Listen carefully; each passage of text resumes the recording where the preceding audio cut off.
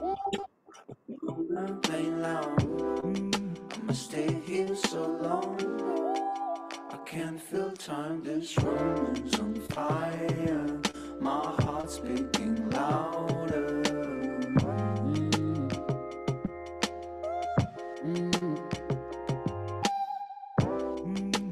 Black keys, white keys. Best friends understand. Talking about it. Never hide anything. This room is on fire. My heart's speaking louder. This room is on fire. My heart's speaking louder.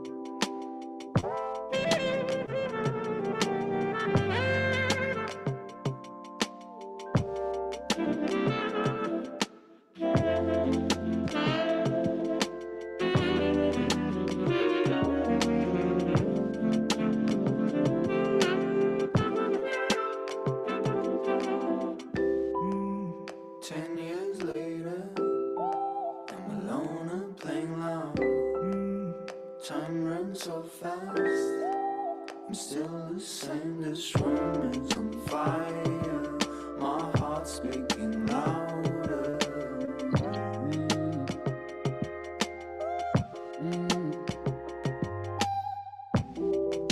Starting with C, never bored, never end. Keep bringing me tears, heals me every time. This room is on fire. My heart's speaking louder. This room is on fire. My heart's speaking louder.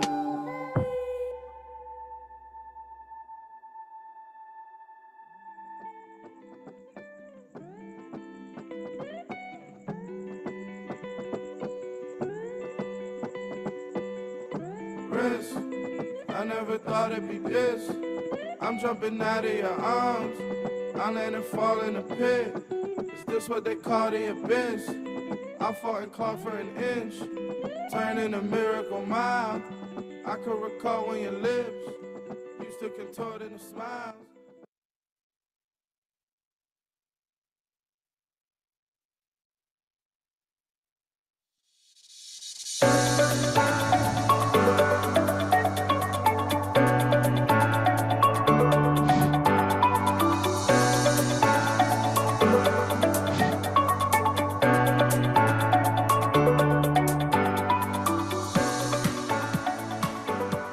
And also, I think that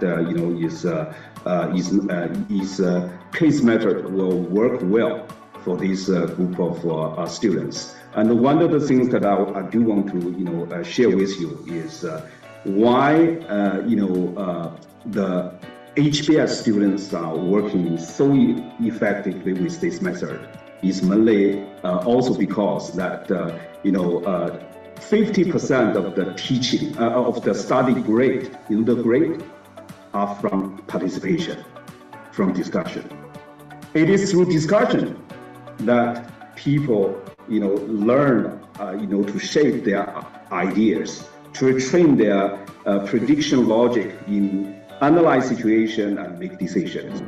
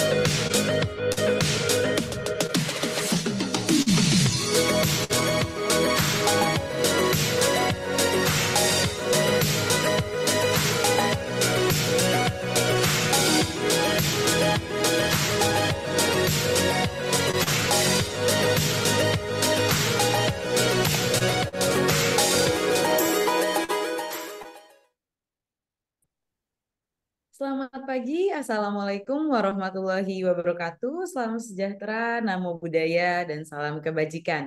Selamat datang kepada Bapak dan Ibu semua pada acara Sarasehan Virtual Kolaborasi Membangun Negeri. Apa kabar semuanya Bapak Ibu? Semoga sehat dimanapun Anda berada ya.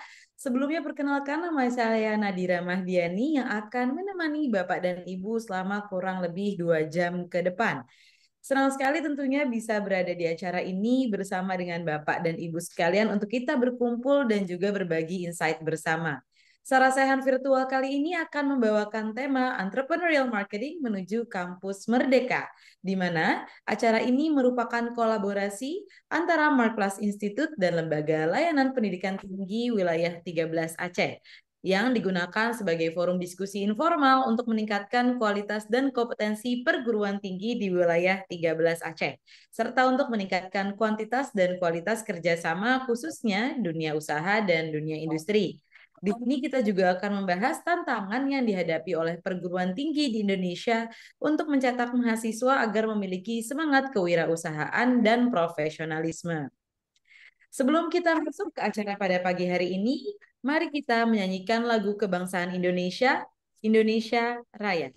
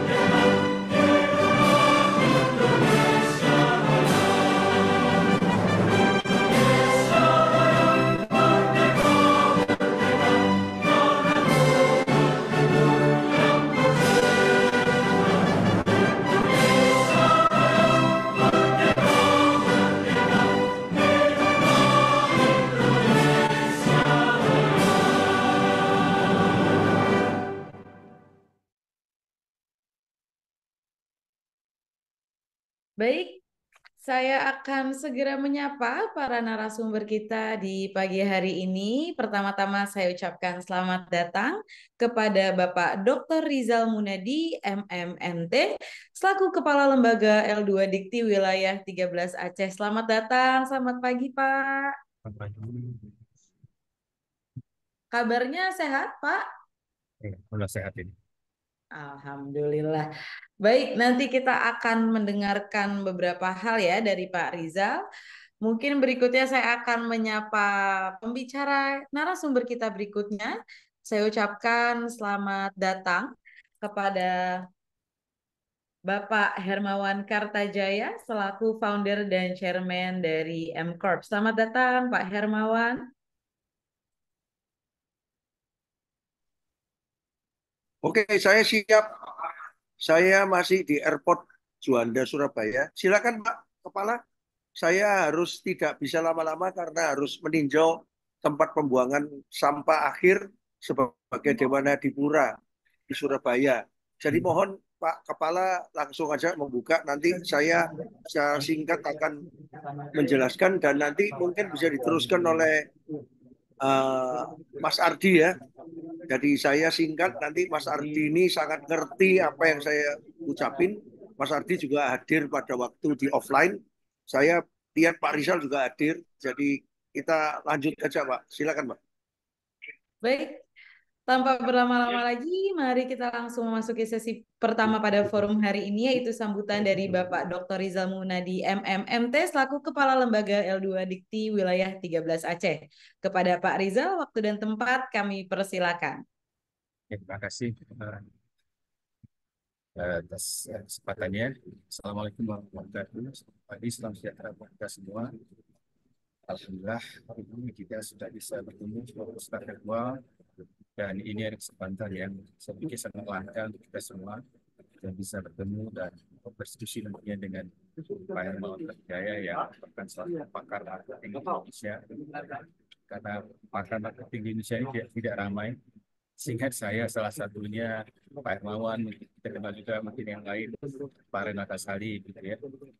Nah, tapi berbeda dengan Pak Hermawan ini, saya lihat lebih internasionalnya lebih kelihatan.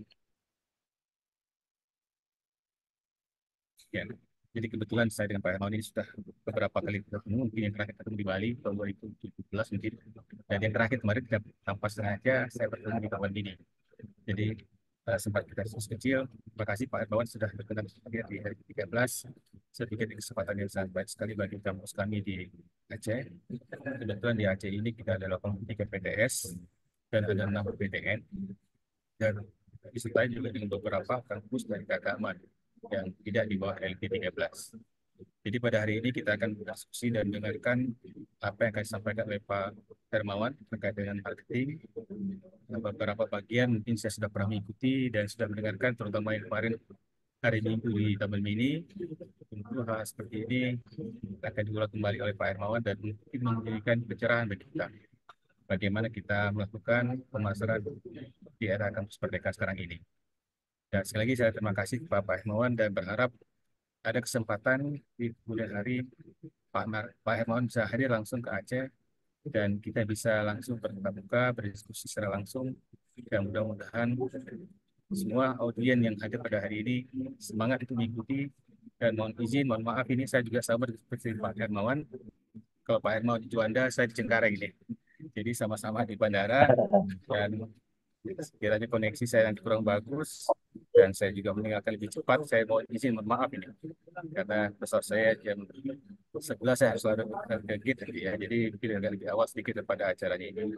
Baik, terima kasih sekali lagi buat semuanya, panitia khususnya yang telah bekerja keras.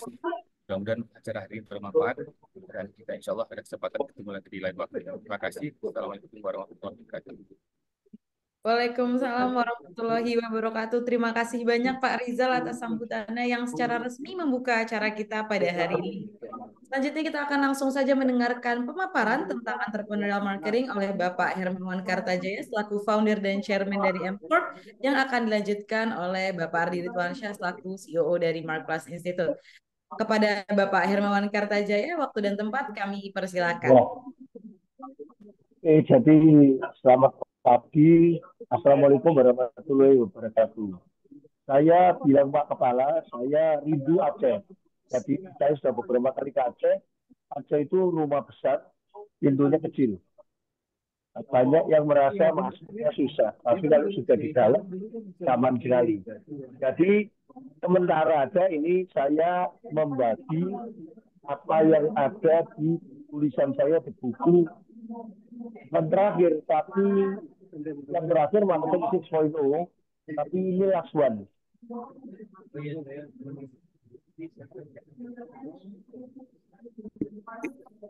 Yakin Radit dua buku tahun lalu tahun 2023. Tolong ganti langsung ke ini yang biru itu entrepreneur marketing dan yang kedua yang merah itu marketing 6.0. Nah, hari ini kita akan entrepreneur marketing. Entrepreneur marketing nanti akan berlanjut 13 Agustus dirilis di Amerika yang namanya Reimagining Excellence. Jadi kita memang mengekspor ya konsep-konsep dari Indonesia ke luar negeri. Tentunya tidak bisa sendirian. Kita co-branding dengan Philip Kotler karena Philip Kotler itu bapak marketing dunia dan dia umurnya 93, saya 76. Mau 77 ini, makanya pakai topi Top Gun untuk menunjukkan bahwa di film Maverick itu Tom Cruise mengatakan bahwa pilot itu lebih penting daripada pesawatnya. Dia mengatakan pada muridnya dulu di Top Gun 1 bahwa kamu jangan takut. Kalau pesawatmu ketinggalan, yang penting kamu pilotnya ini gimana supaya menang persaingan. Tapi akhirnya ya seperti pada umumnya guru bisa mengajar tetapi murid melaksanakan. Jadi karena itu di Maverick Top Gun 2 itu film fiktif ya. Akhirnya mereka berhasil mencuri pesawat musuh yang 2 generasi di bawah.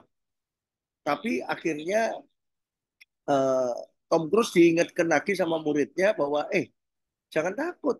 Kita kalah di human, kalah di mesin tapi humannya menang. Nah, jadi entrepreneurial marketing itu mengingatkan kita bahwa entrepreneurship itu adalah human.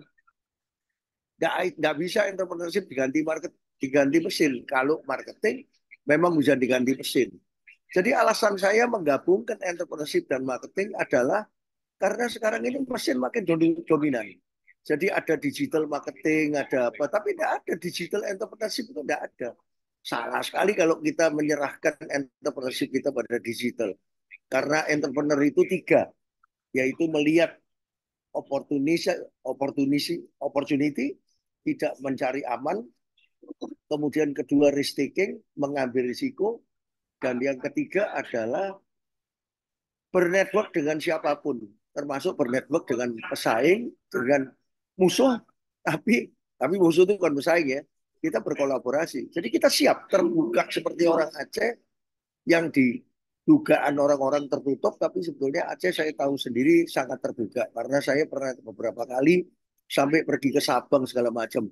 Nah, saya juga ingin menyapa Profesor Iskandar Syah Majid dari Syakwala juga seperti Pak Kepala yang banyak membantu saya untuk mewakili Indonesia Marketing Association dan Asia Council Small Business, satunya organisasi marketing yang sekarang bisa diganti mesin, dan satunya yang organisasi small business itu tidak bisa diganti mesin, adalah manusianya. Nah ini jadi antara manusia dan mesin itu harus dijadikan satu. Tapi lihat itu, mesin bisa mengganti marketing, tetapi entrepreneurial spirit itu tidak bisa diganti sama mesin. Ya, sedangkan marketing 3.0, 4.0, 5.0, 6.0 yang akan berlanjut 7.0 di 2025 itu tentang marketing toh. Saya gemes marketing itu kenapa kok disalahgunakan. Marketing itu kenapa kok namanya jelek, karena over promise dan deliver. Makanya tahun 2010 ketika kami diminta membantu konsep Bank Syariah oleh Bank Indonesia, maaf kami sendiri Katolik walaupun jarang ke gereja, tapi Bank Indonesia itu kepingin supaya Bank Syariah itu menjadi banknya seluruh orang Indonesia, bukan banknya orang Muslim toh. Disitulah saya mempelajari Islam secara umum. Nah, disitulah ketemu bahwa Nabi Muhammad itu memang hebat. Saya bukan orang Jawa bilang abang-abang lambe apa itu. Abang-abang lambe itu cuma memerahkan bibir supaya menyenangkan orang Aceh, bukan. Tapi karena saya pelajari Nabi Muhammad itu satu-satunya Nabi yang berdagang, bermarketing, tetapi jujur. Nah itu kalau Nabi saya, maaf ini Nabi Yesus itu tukang kayu, memang bukan berdagang ya. Masing-masing punya keyakinan sendiri-sendiri, tapi tujuannya kan baik. Cuma Islamlah yang menyeimbangkan antara akhirat dan duniawi, ya. Bukan cuma masalah perdagangan aja, tetapi juga masalah kehidupan seperti perkawinan dan juga peperangan. Tentunya susah kalau di dunia kita tidak urusan sama 3 itu, money, sex, and power. Tapi Nabi Muhammad mengatakan secara inti, ayo kita money, sex, and power, tapi harus dilakukan secara adil, secara jujur, ya. Nah, jadi marketing 3.0 ini adalah sebetulnya inspirasinya dari Nabi Muhammad. Sehingga saya banyak disebut sebagai ketua NU cabang Katolik. Maaf loh, kalau di Jawa ini saya kan orang Surabaya. NU lah yang banyak selain Muhammadiyah, NU itu banyak. Jadi dianggap sebagai simbol. Jadi saya dianggap ketua NU cabang Katolik. Bahkan katanya Gus Dur, biarlah tetap Hermawan itu Katolik saja, tapi mempromosikan Islam yang sebenarnya. Jadi Bapak-Bapak, lihat itu kalau produk yang utama, seperti Bapak universitas, wah fakultas saya bagus, dosen saya profesornya banyak, itu produk. Percuma pada saat ini kalau produknya seperti MBKM tidak cocok dengan industri yang akan menyerap. Jadi karyawan tidak bisa, kemudian mulai startup gagal. Nah, terus buat apa sekolah itu? Sekolah itu kan maksudnya menyiapkan tenaga kerja yang bisa diserap oleh industri atau memberikan pekerjaan di industrinya kepada orang lain. Kedua, kalau customer dibuat puas, itu bisa bahaya juga. Customer satisfaction, kalau akhirnya di masa yang akan datang dia merasa dibujuin, dibohongi, seperti sekarang dengan penggunaan teknologi sekarang, banyak yang orang seneng sama teknologinya sehingga tidak pikir panjang lagi. Anak-anak Gen Z ini, Gen Alpha, itu membeli. Maaf ya, seperti di TikTok, orang kan tidak melihat apa. Pokoknya pintar ngomong, kemudian diskon cuma 1-2 hari, jalan, beli semua. Tapi apakah yang dibeli itu memang betul-betul diperlukan? Itu tidak boleh. Jadi marketing harus kembali kepada human spirit. Human spirit itu artinya harus sesuai dengan hati nurani. Nah, 4.0 itu tentang teknologi, 5.0 tentang teknologi, 6.0 tentang teknologi. Saya tidak menjelaskan ini lebih jauh karena tujuan saya hari ini adalah MBKM. MBKM itu memang menggabungkan sebetulnya antara entrepreneurship dan marketing kalau buat saya. Makanya saya sekarang di Dewan Pendidikan Tinggi diangkat oleh Pak Nizam, diusulkan Pak Nizam kepada Pak Mas Menteri. Saya teman lamanya Prof. Nizam yang mengatakan apa konsep barunya Pak Hermawan ini. Saya bilang ini 25 tahun loh saya nulis sama Philip Kotler ini dan ini semuanya trade book, bukan textbook. Maaf kalau textbook itu adalah buku teks yang harus ada buktinya. Kalau trade book itu harus laku.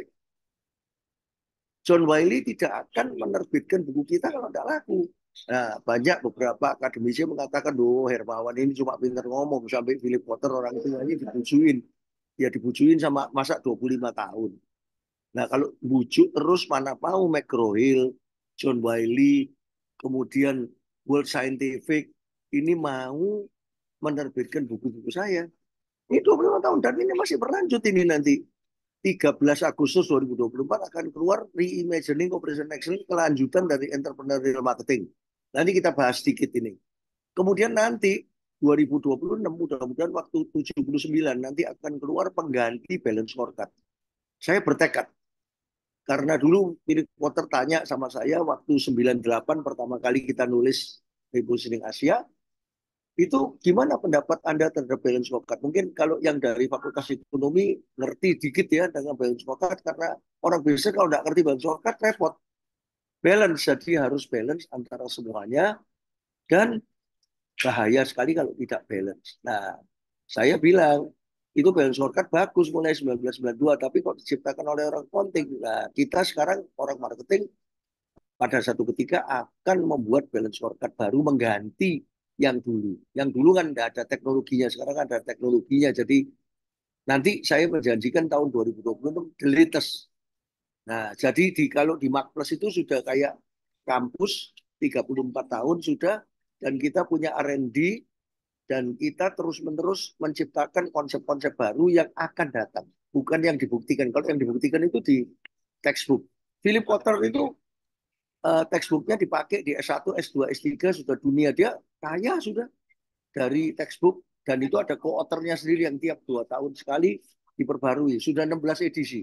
Tapi beliau ketika menyelesaikan buku Entrepreneur Marketing bersama kita, idenya dari kita, beliau bilang, Hermawan, jadi ini lebih bagus dari total 16 edisiku yang textbook. Waduh, kita leganya bukan main karena sebagai orang Indonesia diakui. Nah, sekarang buku ini Entrepreneur Marketing saya launch di Jenewa 2023.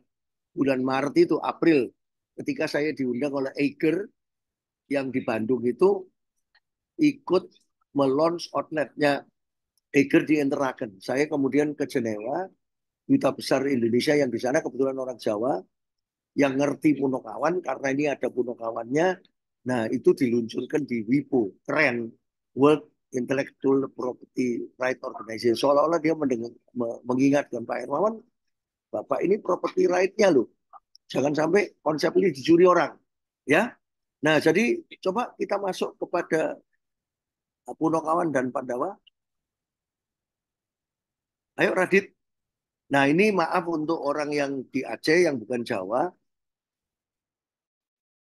Itu memang sebetulnya nggak usah dilihat Bagong, Petruk, Semar. Bagong itu creativity, Petruk itu innovation, Semar, Gareng itu entrepreneurship, Semar itu leadership. Semar itu kalau di Jawa adalah bapaknya tiga ini. Punokawan itu artinya empat serangkai, yang di India cerita legendaris Mahabharata itu udah ada. Jadi kalau good guy mau mengalahkan bad guy itu cukup pakai Nakula Sadewa yang kembar itu simbol productivity, improvement Arjuna, professionalism Bimo, manajemen Yudhistira, kakaknya semua ini cukup dengan Pandawa ini. Pandawa kan 5 orang itu bisa mengalahkan setan. Tetapi kalau di Indonesia, di Jawa khususnya, itu ditambah Punokawan. Ini fiktif semua. Tetapi kan simbolisasi yang luar biasa yang kita ekspor ke luar negeri. Nah, buat saya, Pandawa ini adalah kampus sebelum MBKM, di mana dosennya mengajar bagaimana lulusannya menjadi profesional. Betul nggak? Ngerti konsep, sudah diuji, dan nanti masuk manajemennya perusahaan. Nah, sampai perusahaan yang diukur adalah productivity-nya, improvement. Sering tidak nyambung. Karena tidak ada creativity, tidak ada innovation, tidak ada entrepreneurship, tidak ada leadership. Mau sekolah apapun, Bapak buka apapun. Makanya MBKM itu untuk semua. Buka kedokteran, buka hukum, buka apapun. Sebetulnya kalau waktu kerja butuh creativity. Dokter waktu kerja di rumah sakit menghadapi case-case yang, loh, kok tidak sama dengan yang di buku. Waktu jadi hakim, pengadilan kerja di ranah hukum jadi notaris, loh kok tidak sama. Tidak persis sama. Butuh creativity yang untuk supaya kita produktif dalam bekerja. Butuh innovation. Apa bedanya? Innovation itu tidak secara langsung improve dari yang lama, tapi merupakan loncatan. Butuh entrepreneurship. Supaya menjadi profesional butuh entrepreneurship, butuh leadership. Leadership itu kebaikan. Kalau manajemen itu belum tentu baik. Jadi saya bisa menjadi manajer yang baik, tetapi yang dilakukan tidak baik. Karena dia cuma melaksanakan KPI, melaksanakan apa yang diminta oleh manajemen. Nah, kalau leader lain, dia punya pendirian sendiri, sehingga sudah terjadi manajer tanpa leadership, itu sudah umum loh di mana-mana. Mas Ardi ini sekarang sebentar lagi doktor dari ITB, karena kita punya kerjasama dengan ITB, S2, sudah ke-8 kalinya, dan tahun ini mendapatkan 63 mahasiswa. Sekolahnya di Philip Kotter Theater Class di tempat saya di Kota Kasablanka Mall, di Jakarta di tempat Makles, tetapi ijazahnya ITB. Sudah paling besar dari 270 orang seluruh total MBA student tahun ini. Dan kita jualnya paling mahal, 160 juta. Karena untuk brand lokal, 3 semester itu tidak ada yang 160 juta. Tapi kita bangga karena kita beda, karena kita MBKM betul. Jadi sebelum ada MBKM, kita sudah MBKM. Artinya gabungan antara SBM ITB yang berhak memberikan degree dengan Magnus Institute yang izinnya izin kursus. Kita ini kan tidak berhak memberikan degree. Jadi kita itu secara tidak langsung mengajari marketing, tapi marketing yang entrepreneurial. Dari dulu saya entrepreneurial lebih ke praktis, sehingga banyak dosen-dosen yang mengira, wah Hermawan ini cuma bisanya tidak ilmiah. Makanya buku-buku saya banyak ditolak untuk menjadi buku ilmiah. Memang nggak perlu ilmiah kita. Kita yang perlu praktikalnya, karena Magnus sudah 34 tahun berkarya, membantu sebagai consulting, riset, training. Lah sekarang sertifikasi juga. Memberikan kelengkapan SKPI untuk mahasiswa kampus-kampus yang mau bekerja sama dengan kita. Sudah ada 50 kampus kira-kira, termasuk Fakultas Kedokteran Unjani, Universitas Ahmad Yani yang dekannya percaya bahwa kalau dokter itu lulus tanpa dibekali marketing, nanti menganggap marketing itu jelek. Marketing kita entrepreneur marketing, walaupun tidak ada tulisannya entrepreneur marketing. Jadi diharuskan di situ sudah lama, bertahun-tahun, mahasiswa kedokteran harus mengambil sertifikasi sebagai SKPI, surat surat kerja apa itu penambahan lah pokoknya dari Plus Institute. Kita punya sertifikasi ke mana ke yang BNSP yang diakui maupun yang boleh dicantumkan di belakang gelarnya. Coba masuk sertifikasi langsung. Masuk sertifikasi langsung. Coba mana sertifikasi langsung? Itu. Nah ini. Jadi kita punya sertifikasi yang BNSP, yang SKPI ada macam-macam. Kalau surat keterangan pendamping ijazah itu bisa ngambil apa aja. Digital marketing, 4.0, apa itu sertifikasi kita sendiri, tidak mahal, bisa belajar sendiri dan bisa kita sertifikat. Tapi kalau mau LSP ya ini LSP, nah, lebih mahal dan lebih apa. Tapi kalau yang bisa dicantumkan mendapat gelar nama untuk dosen itu ya nama ada dua, CPM Asia dan CDMS, ini biasanya 15 jutaan. Jadi beberapa kampus itu memang seperti ini. Ada yang mengikutkan studennya di sini. Jadi kalau kerjasama dengan kita paling enggak mahasiswanya kalau lulus itu bisa diterima di tempat kerja lebih gampang. Ya, atau bisa melakukan startup. Oke, nanti ini bicarakan sama Mas Ardi. Sekarang balik lagi kepada SIAL PIPM. Coba SIAL PIPM. Nah, jadi di sini sebetulnya yang penting bukan wayangnya, yang bukan kebudayaan Aceh. Saya yakin di Aceh juga sama saja. Saya sudah cek di Sunda, di Bali juga sama. Cuma karena saya orang Jawa dari Surabaya, jadi maaf, jadi yang saya tulis di dalam buku ini adalah buku Pandawa dan Kuno. Jadi begini, jadi jangan ragu-ragu untuk pakai mesin. Human with machine, it's better than human without machine. Pasti itu. Karena Anda pakai AI, pakai ChatGPT, Anda lebih produktif mencari jawaban dari satu persoalan. Tidak apa-apa, why not? Jadi dosen-dosen pun tidak usah takut. Ujian, cari aja. Jangan kasih ujian, apakah ini, apa, ini. Suruh cari aja di ChatGPT. Tapi yang diuji adalah kreativiti Anda ketika mendapat jawaban seperti ini. Kalau gitu Anda mau menyempurnakan gimana lagi? Inovasinya gimana? Entrepreneurship-nya gimana? Leadership-nya gimana? Sebab ChatGPT itu sendiri ada macam-macam. ChatGPT itu antara mesin dengan mesin itu tidak ada hati nuraninya. Sedangkan kita harus pakai hati nurani. Jadi kalau mesinnya semakin canggih, produktivitinya makin tinggi, kita harus makin kreatif. Jadi seperti orang arsitek bilang sama saya, "Loh Pak, saya nggak perlu kreatif lagi karena mesin bisa kreatif." Loh iya, aku minta digambarin, saya mau bikin rumah, tanahnya sekian-sekian, digambarin sama ChatGPT, gini. Loh, nanti dulu, rumah yang ditawarkan itu apakah cocok dengan yang dimiliki oleh ownernya, bohirnya. Jangan maksa bohirnya. Nah, Anda mesti pakai creativity untuk menyesuaikan diri ini dengan selera pemilik. Improvement. Anda bisa improve. Ini gentengnya diginiin, gambarnya gampang improve. Tetapi innovation. Mungkin yang tidak terpikir oleh mesin. Kreatif itu adalah ide baru, bukan ide lama. Kalau productivity itu ide lama yang dijalankan berkali-kali.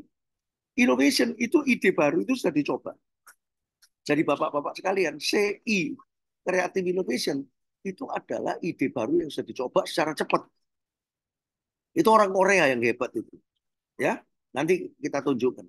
Tapi kalau nggak ketemu entrepreneur yang berani mengambil risiko gede-gedean, nggak akan jalan. Ya jadi UKM terus.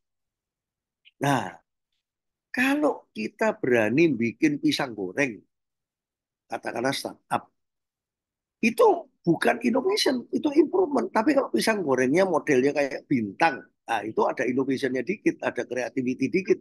Tapi apakah betul-betul kalau pisang goreng itu kemudian tidak ada lemaknya, kemudian itu tidak membuat orang gemuk dan sebagainya, itu baru creative innovation.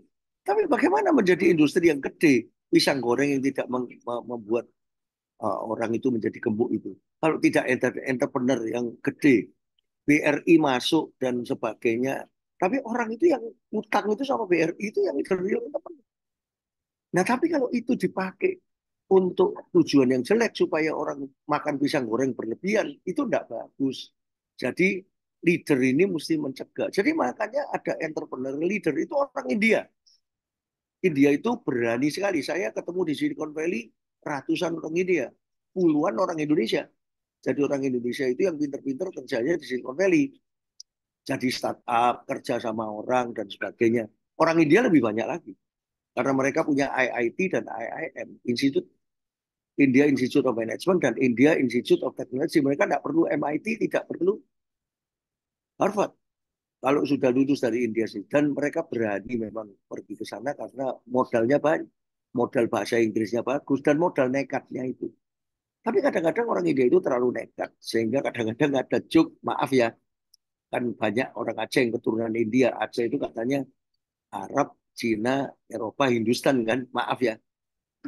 Wah, lebih bahaya ini. Lebih baik ditembak Indianya dulu daripada ulernya. Nah, itu artinya tidak, India itu jangan dianggap kayak begitu. Tidak boleh digeneralisir. Banyak entrepreneur leader. Jadi India yang entrepreneur dan leader itu hebat. Jadi CEO-nya Google, jadi dean-nya siapa? Lihat aja. Mana ada orang Indonesia jadi CEO-nya multinasional. Orang Indonesia paling jadi country manager. Paling jadi regional manager itu pun sedikit. Itu berarti mungkin Indonesia itu creative innovation, tapi creative innovation-nya beraninya di kampus saja itu. Nggak berani keluar. Bahasa Inggrisnya nggak bagus, nggak berani keluar. Saya Inggrisnya saya nggak bagus. Nggak lulus SN, nggak lulus ITS. Saya masuk ITS elektro nggak lulus. Saya ngambil dokter Andes ekonomi. Zaman dulu bukan sarjana ekonomi. Ngambil lagi S2 secara distance learning. Nggak pernah saya pakai semua. Saya punya profesor 5. Dari Malaysia 4, dari Korea 1. Nggak pernah saya pakai. Dokter Honoris Causa ITS juga nggak saya pakai. Buat apa? Ditaruh panjang-panjang tetapi kemudian nggak bisa apa-apa. Saya lebih baik mencipta terus. Saya guru dulu 20 tahun.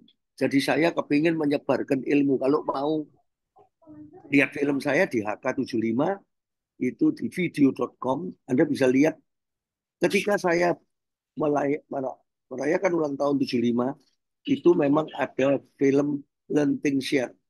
If you want to be a good teacher, you have to be a good learner. Jangan sombong-sombong. Pengetahuan itu jalan terus, apalagi sekarang dengan adanya teknologi.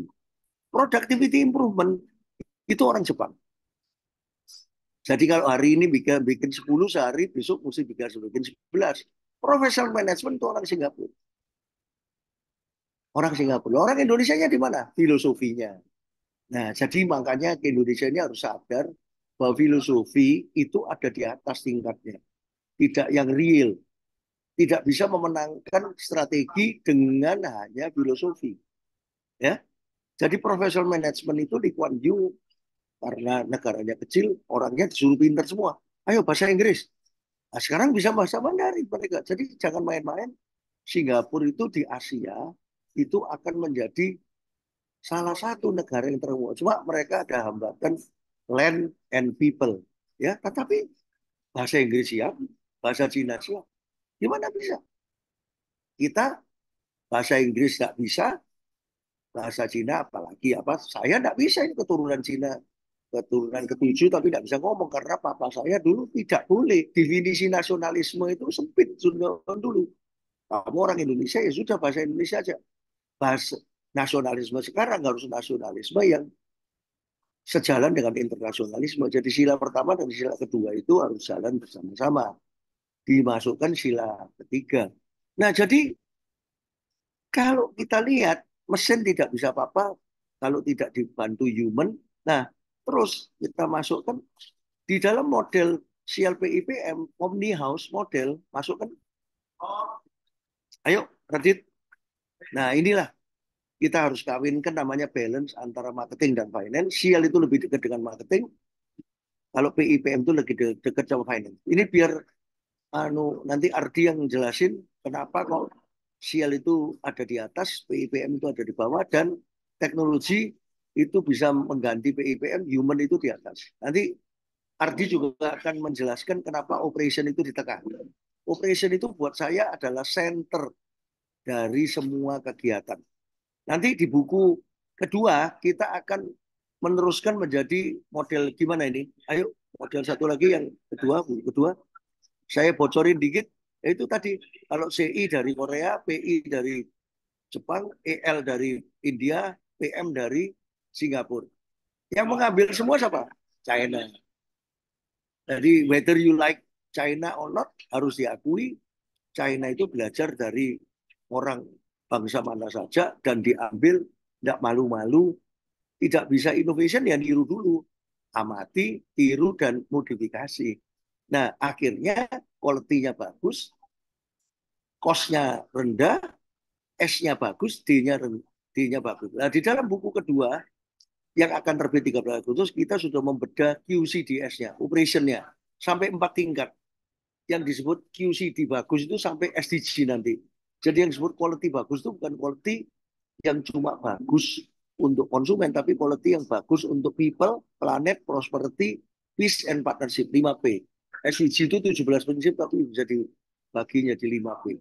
Semuanya kita sudah arahkan ke SDG. Nah sekarang mohon doa restu dari Bapak sekalian, kita akan meneruskan riset ini nanti Kamis, sekarang kali apa? Rebu ya.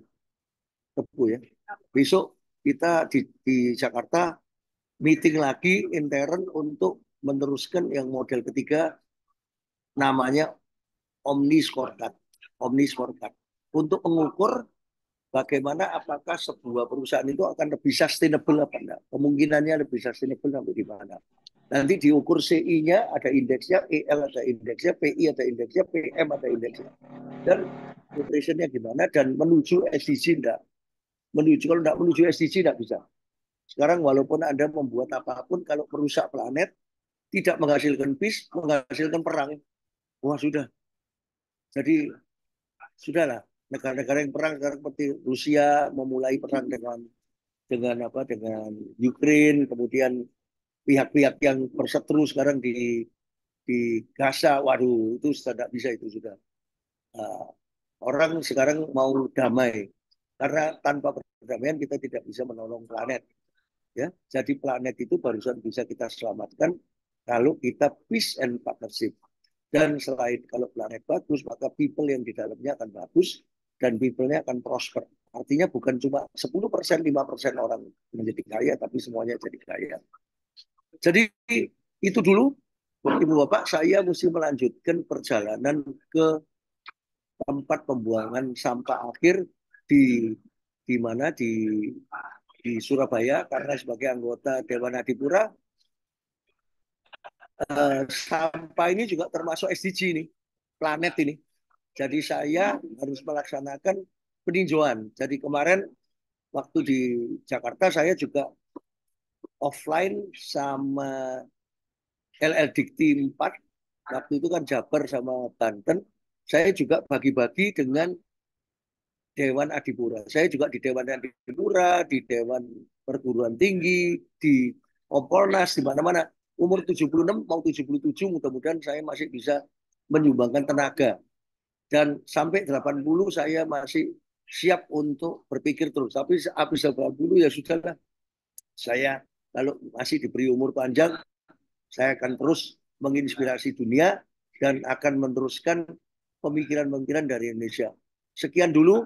Mohon maaf, saya pamit dulu, Pak Kepala dan ibu-ibu bapak sekalian. Saya mengharap saya Saya rindu Aceh. Saya punya banyak teman di sana, bukan cuma Pak Iskandar Majid, Pak Rizal sekarang teman saya, sama-sama Bapak belum berangkat ya. Saya sudah harus berangkat, ditunggu orang LHK ini di sini, sama ditunggu sama asisten saya di sebelah saya. Yang kita di apa nih? AW, minum kopi. Jadi mohon maaf sekali. Jadi Mas Ardi ini ngomong lagi setengah jam untuk melengkapi tadi supaya jelas, dan saya jamin dia bisa menjawab semua pertanyaan. Kemarin kita Zoom sama Bali NTB. Akhirnya di 1,5 jam, Pak. Nah, janjinya setengah jam, jadi 1,5 jam. Tidak apa-apa. Apa? Nanti biar Mas Ardi ini sebentar lagi doktornya juga ngambilnya ya sial itu PIPM itu. Karena kita kerjasama sama SBM ITB sudah 8 kali. Kan kita kerjasama sama UGM, Mbak. UGM tahun ini DBA S3 kita mulai, sekolahnya juga di Makples sana sama Jakarta, nanti ijazahnya UGM. Jadi itu menunjukkan bahwa kita walaupun apa ya, dengan sesuai dengan spirit MBKM kita itu terus jadi laku. Kalau dulu kan tidak dianggap gitu, Pak. Boro-boro saya bisa masuk Dewan Pendidikan Tinggi, dianggap penulis koran, ya tidak ada penelitiannya dan sebagainya. Tapi sekarang yang justru yang diperlukan adalah seperti ini. Pak Kepala, saya mohon maaf. Wassalamualaikum warahmatullahi wabarakatuh. Atur nuwun. Waalaikumsalam warahmatullahi wabarakatuh. Baik, terima kasih Pak Hermawan atas pemaparannya. Dan seperti yang sudah disampaikan oleh Pak Hermawan tadi, akan langsung dilanjutkan oleh Bapak Ardi Ridwansyah selaku CEO dari Marketplace. Kepada Pak Ardi, waktu dan Baik, terima kasih Bapak Ibu sekalian. Selamat pagi. Assalamualaikum warahmatullahi wabarakatuh. Terima kasih Pak Rizal, Pak Ketua Lembaga, sudah memfasilitasi waktu berapa hari yang lalu ya. Kita berjumpa secara offline dan ini Bapak sedang perjalanan nih kembali ya. Mudah-mudahan nanti perjalanannya lancar hingga tempat tujuan. Terima kasih sudah mendampingi Pak dari tadi ya, selama Pak Hermawan memberikan presentasi. Nah, saya akan menyampaikan dua hal Bapak Ibu, agar program ini tidak hanya berhenti sampai di sini, tapi kita ingin sesuatu yang berkelanjutan. Dan yang kedua, saya akan menjelaskan secara lebih teknis, agar nanti kira-kira misalnya creativity itu seperti apa sih, cara menjadi kreatif, innovation itu seperti apa. Nah, nanti saya coba jelaskan berdasarkan buku atau konsep yang kami susun, sehingga nanti Bapak Ibu punya gambaran yang lebih aplikatif. Tadi Pak Herman sudah menjelaskan secara filosofis dan sangat strategik untuk menjelaskan pentingnya SIAL dan PIPM. Nah, sebelumnya mungkin saya perkenalkan dulu institusi kami. Ini perlu saya jelaskan agar nanti Bapak Ibu terbayang model kolaborasi yang dilakukan seperti apa. Karena Marketplace terutama untuk program-program di bidang bisnis dan pemasaran, selama ini kami sudah banyak kolaborasi dengan berbagai kampus. Tidak hanya untuk dosen tamu, paling sering ya, dosen tamu dari praktisi, tapi sebenarnya banyak hal yang mungkin dilakukan. Yang ini nanti kami tawarkan juga kepada Bapak Ibu, dan bisa kita mulai dengan sangat simpel lewat Zoom seperti ini. Nanti saya jelaskan, karena setiap Sabtu, Bapak Ibu, kami ada model sarasehan seperti ini, Pak Ketua Lembaga, yang itu kita selenggarakan keliling ke kampus-kampus secara virtual. Biasanya satu kali pelaksanaan kita menghadirkan 2 pimpinan perguruan tinggi. Kalau universitas bisa rektor, kalau sekolah tinggi bisa mungkin ketua atau direktur institusinya. Yang di situ bukan hanya materi dari kami tentang creativity, innovation, dan sebagainya, tapi setiap kampus juga bisa cerita bagaimana pengalaman mereka mengembangkan kreativitas, innovation, dan sebagainya di kampus masing-masing. Nah, itu menarik karena dengan teknologi digital kita bisa melakukan dengan tanpa dibatasi oleh sekat-sekat geografis. Tadi saya lihat di peserta ini ada yang dari Bali juga. Terima kasih sudah mampir. Jadi lintas wilayah LL Dikti juga bisa kita undang. Termasuk nanti saya coba tawarkan kita buat versi yang lebih spesifik untuk tiap kampus Bapak Ibu. Nah, mungkin barangkali ada Bapak Ibu yang belum kenal dengan Marketplace Institute ini seperti apa. Jadi Marketplace ini kami konsultan pemasaran pertama di Indonesia, yang kami sudah banyak membantu perusahaan, bahkan pemerintah ya, untuk menyusun strategi pemasaran. Salah satu mungkin proyek legendaris kami ketika membantu DIY ya, waktu itu Sri Sultan Hamengkubuwono, beliau minta, ini mungkin pionir pertama ya, agar Jogja itu di branding, daerah itu di branding.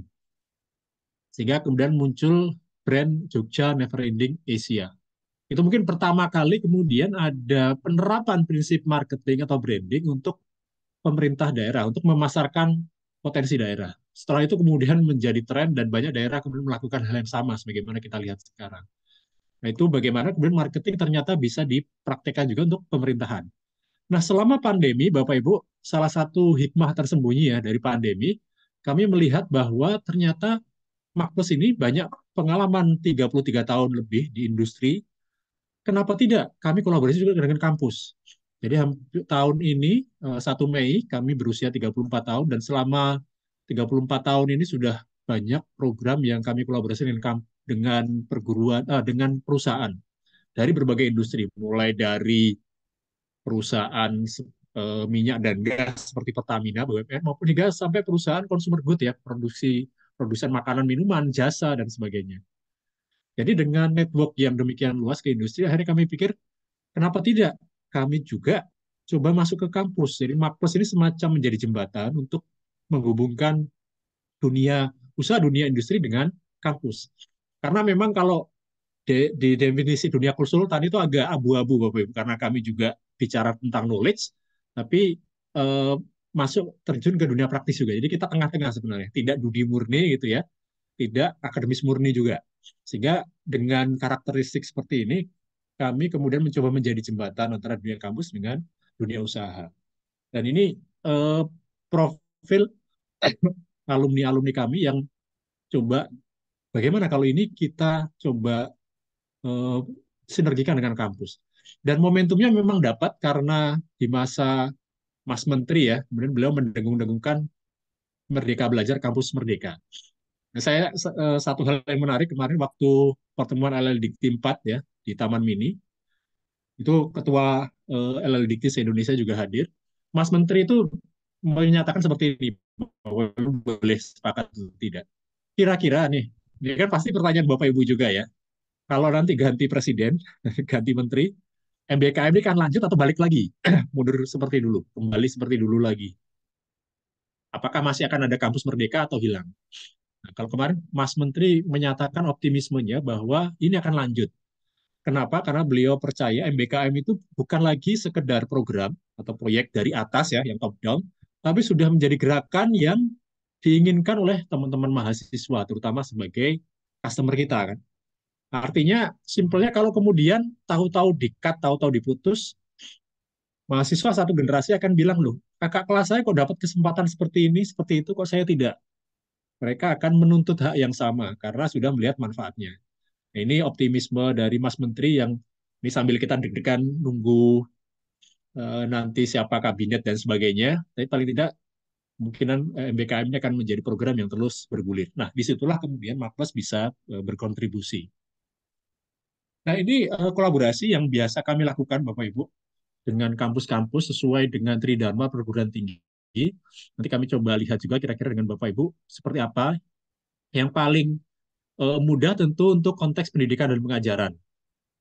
Kami sudah banyak membantu untuk sertifikasi dalam rangka penyediaan SKPI untuk teman-teman terutama dari Fakultas Ekonomi dan Bisnis maupun non Fakultas Ekonomi dan Bisnis, baik dalam pelatihan maupun sertifikasi.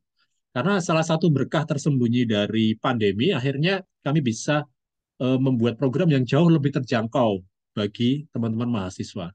Itu yang paling sering. Dosen tamu praktisi, sekarang dengan Zoom juga gampang ya, Bapak Ibu ya. Mungkin tidak harus jauh-jauh datang ke Aceh, tapi kita bisa hadir sebagai pembicara tetap dari Jakarta, tapi bisa sharing pada Bapak Ibu, teman-teman di Aceh. Sangat mungkin. Masuk seminar dan bedah buku, karena kami banyak kolaborasi dengan penerbit, salah satunya dengan Erlangga.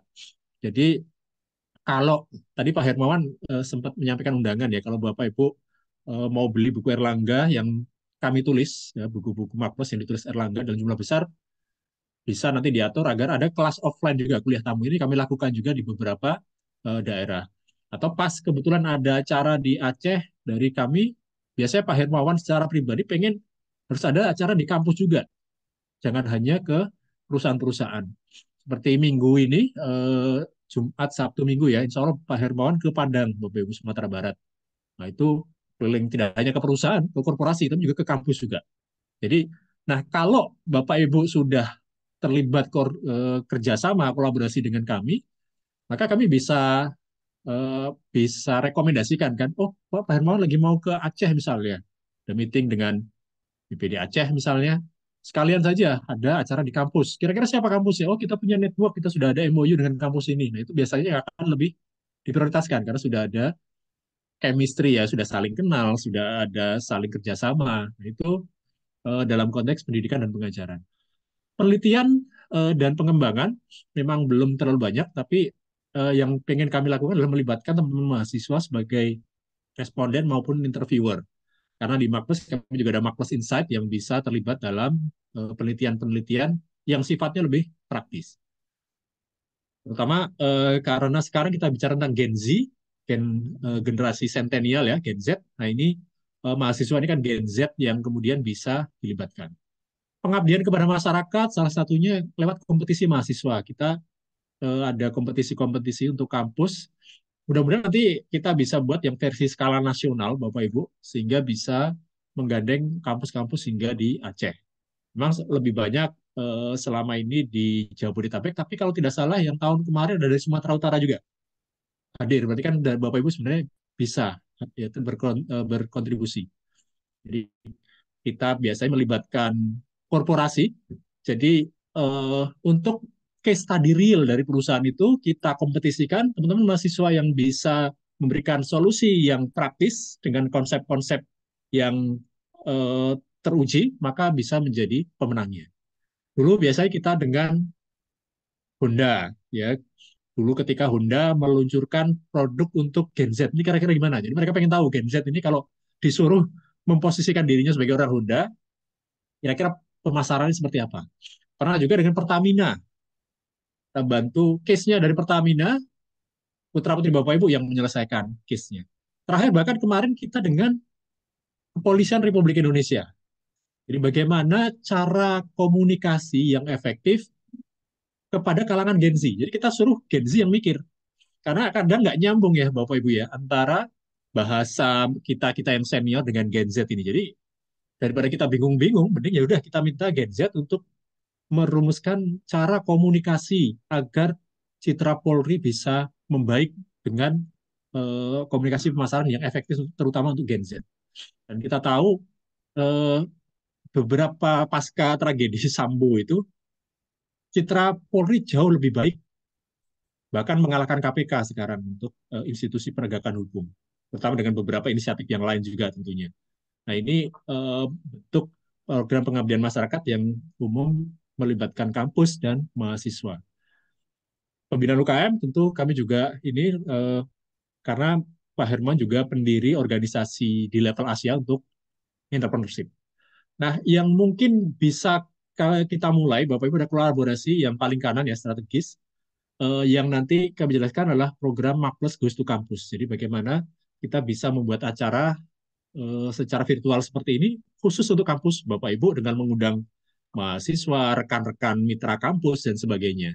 Sehingga untuk menunjukkan bahwa kampus kita memang punya keterikatan yang erat dengan industri.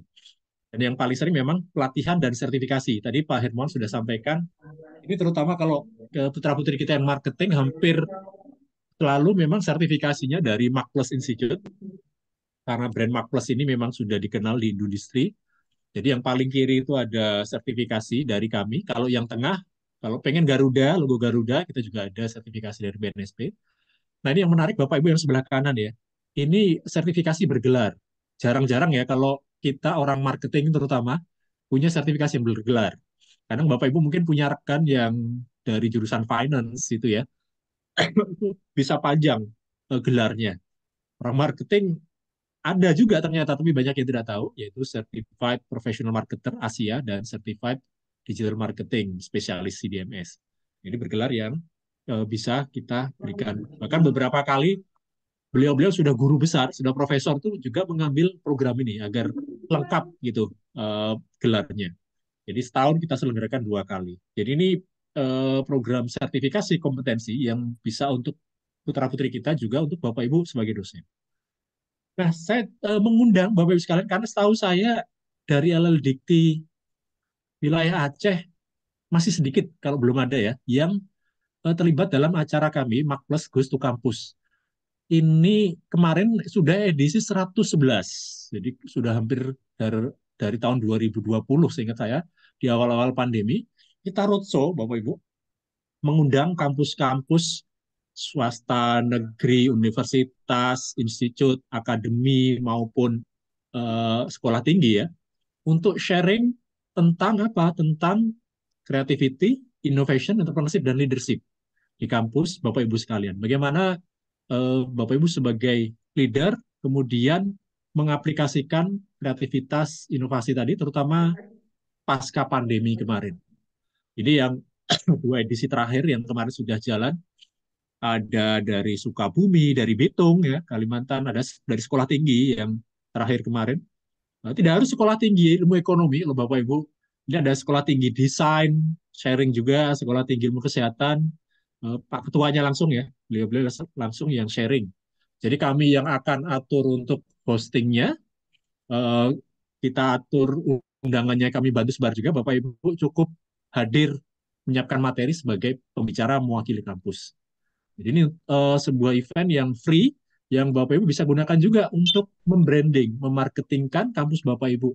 Mengundang mitra, mengundang mahasiswa, dan biasanya akan kami sediakan e-certificate juga untuk mereka yang hadir. Dan ini sekali lagi free, jadi kami mengundang Bapak Ibu yang tertarik untuk menghadirkan pimpinan-pimpinan perguruan tingginya untuk menjadi pembicara di Makpres Gustu Kampus, silakan nanti menghubungi panitia kami. Nah, apa yang dibahas? Nah, ini akan saya bahas tentang creativity, innovation, entrepreneurship, dan leadership. Tadi Pak Herma sudah menjelaskan, saya masuk ke lebih teknis lagi. Jadi ketika Pak Hermawan membuat konsep yang beliau namakan entrepreneurial marketing, sebenarnya itu konsep yang, tanda kutip ya Bapak Ibu, merevisi konsep entrepreneurial marketing yang sudah ada sebelumnya. Jadi kalau Bapak Ibu apalagi yang akademisi yang sudah biasa nulis jurnal, tentu sudah familiar mungkin dengan istilah entrepreneurial marketing. Seperti Pak Hermawan sampaikan tadi, ini yang kemudian menggabungkan antara entrepreneurship dan marketing. Nah, tetapi sebenarnya konsep yang tadi Pak Hermawan jelaskan itu versi baru dari entrepreneurial marketing. Jadi kalau versi lama entrepreneurial marketing itu seperti pembalap Formula 1, Bapak Ibu. Ini konsep entrepreneurial marketing yang lama itu seperti diibaratkan seperti pembalap Formula 1. Maksudnya apa? Ini adalah konsep yang sekedar tanda kutip ya, menggabungkan entrepreneurship, semangat entrepreneurship dengan strategi pemasaran. Jadi sesimpel itu konsep entrepreneurial marketing yang lama, menggabungkan spirit, semangat kewirausahaan dengan strategi pemasaran. Jadi kalau dianalogikan seperti balap Formula 1, pembalapnya ini Bapak Ibu ini adalah entrepreneurship-nya. Dia punya semangat, keberanian mengambil resiko untuk ngebut ya, bahkan mungkin nyawa juga taruhannya. Nah, pembalapnya ini ibaratnya adalah semangat entrepreneurship-nya. Sementara mobil Formula One-nya ini adalah strategi pemasarannya. Jadi dua-duanya harus pas, dua-duanya perlu agar kita bisa bersaing di era baru. Bayangkan seorang pembalap, sekarang siapa ya pembalap nomor 1 ya? Nomor 1 tapi dia diberikan mobil odong-odong misalnya. Nggak akan mungkin kan menang kejuaraan, menang kompetisi nggak mungkin. Meskipun dia nomor 1, pembalap nomor 1, tapi diberi mobil yang ala kadarnya, mobil angkot atau mobil yang memang tidak didesain untuk membalap, untuk kompetisi. Sebaliknya, dikasih mobil yang paling canggih, mobil Formula 1 paling canggih di dunia, tetapi yang nyetir saya misalnya, nggak akan menang juga, Pak. Ya, saya pakai filosofi Jawa, kan, alon-alon watan kelakon. Ngapain ngebut-ngebut kan, yang penting selamat sampai finish saja sudah syukur gitu. Nah, itu definisi entrepreneurial marketing yang lama, di mana menggabungkan antara spirit orangnya ini dengan strateginya. Harus punya semangat yang berani mengambil resiko dan sebagainya. Tapi kalau kita juga punya strategi, maka akan lebih terarah. Tidak asal ngawur. Gitu. Nah, ini definisi lama yang kemudian direvisi atau dikembangkan lebih tepatnya oleh Pak Hermawan di buku Entrepreneurial Marketing ini. Ini tadi yang saya dititipkan untuk membahas secara lebih detail. Jadi kalau konsep entrepreneurial marketing yang lama sekedar menggabungkan entrepreneurship dan marketing sebagaimana namanya, di dalam konsep entrepreneurial marketing yang kami luncurkan tahun lalu, ini intinya menggabungkan berbagai dikotomi yang ada di dalam organisasi. Ini kalau saya menjelaskan ini di depan teman-teman Gen Z, saya biasanya ngomong gini. Kalau teman-teman Gen Z yang masih single gitu ya, yang cewek-cewek, saya tanya, kalian lebih milih punya suami ganteng atau kaya? Ganteng atau kaya gitu. Kira-kira jawabannya apa, Bapak Ibu? Gen Z sekarang kalau kita tanya mereka lebih suka suami ganteng atau kaya? Pengalaman saya keliling ke berbagai kampus, jawabannya selalu serempak tanpa mikir mereka bilang kaya. Gitu. Yang penting kaya, nggak peduli ganteng, wajah biasa saja, tapi kalau kaya bisa make up dan seterusnya. Nah, konsep entrepreneur marketing yang kami sebut Omni House, filosofinya adalah kenapa harus milih salah satu kalau bisa dua-duanya? Kenapa harus ganteng atau kaya kalau bisa ganteng dan kaya? Nah, itu yang kami sebut dengan Omni House Model. Jadi ketika ada dikotomi, dikotomi itu kan sesuatu yang bertentangan di dalam organisasi, bukan untuk satu mengalahkan yang lain, tapi bagaimana kita bisa mengintegrasikan, menyeimbangkan dikotomi tadi, agar organisasi kita bisa eh, bertahan di era yang kita sebut VUCA ini. Banyak kejutan, unpredictable, dan seterusnya. Nah, di dalam model ini, kalau Bapak Ibu lihat, ini ada banyak dikotomi sebenarnya kan. Dikotomi pertama, tadi yang Pak Hermawan banyak bahas, ya, nanti saya akan bahas juga, antara Ciel dengan PIPM yang tengah-tengah ini. Antara kreativitas dengan produktivitas. Produktivitas itu kan yang penting Bapak Ibu menghasilkan output yang sebanyak mungkin dengan input yang sama. Sementara kreativitas bicara, kita tidak hanya pengen bikin output yang sama terus, harus ada sesuatu yang baru di kreativitas. Tapi harus saling melengkapi. Cuma kreatif tapi tidak produktif, akhirnya banyak ide-ide tapi tidak dieksekusi, tidak menjadi sesuatu yang produktif.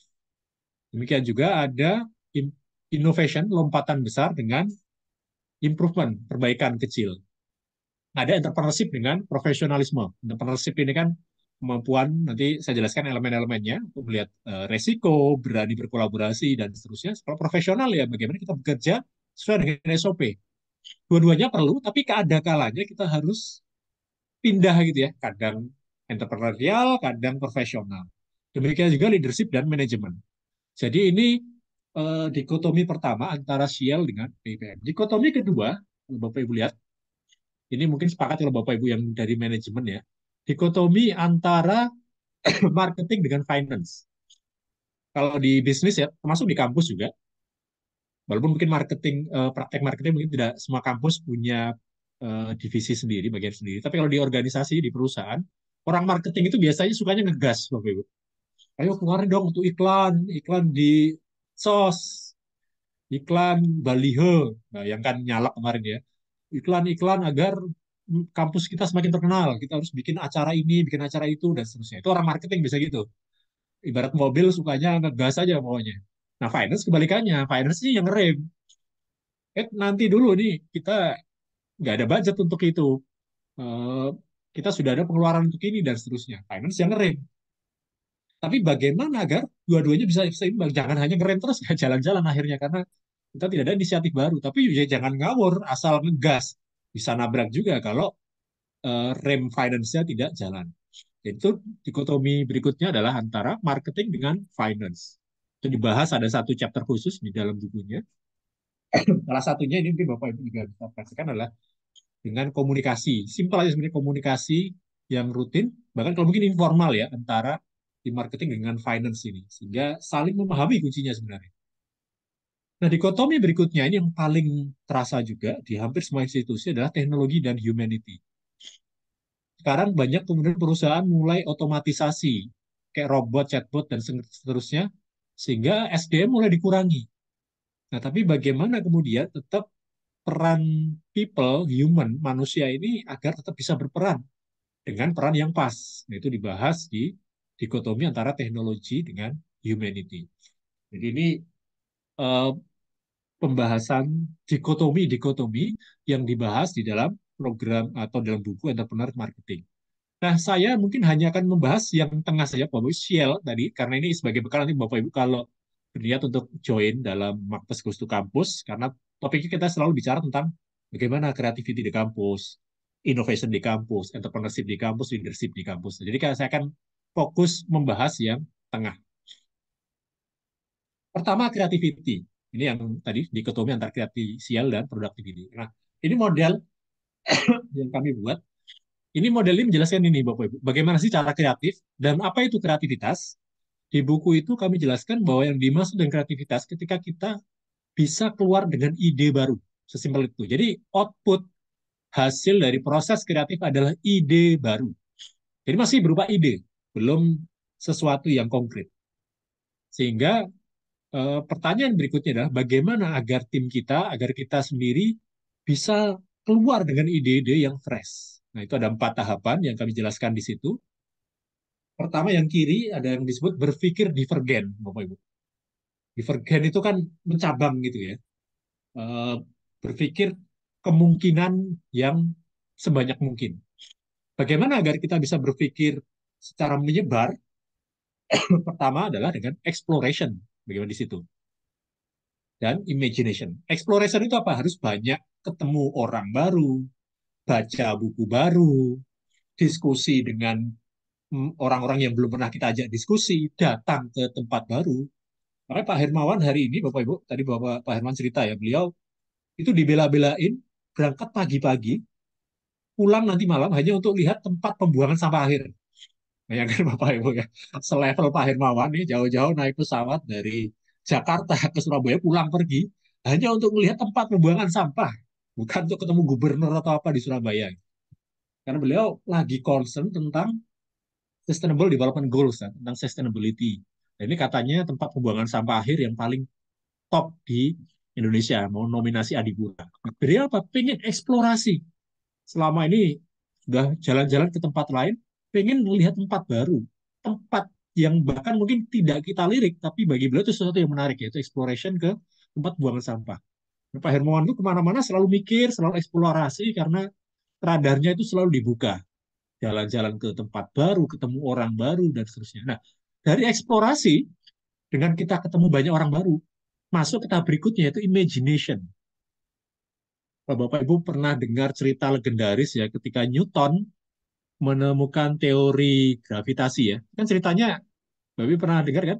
Apa dia lagi ngajar nggak? Lagi bimbing disertasi? Nggak kan? Ceritanya dia lagi duduk-duduk di bawah pohon apel, lagi berapa eh, berteduh, santai-santai. Tapi kemudian tahu-tahu keluar dengan teori gravitasi yang terkenal. Nah, itulah proses imagination sebenarnya. Biasanya proses imagination ini terjadi ketika kita relax, ketika kita dalam kondisi yang santai.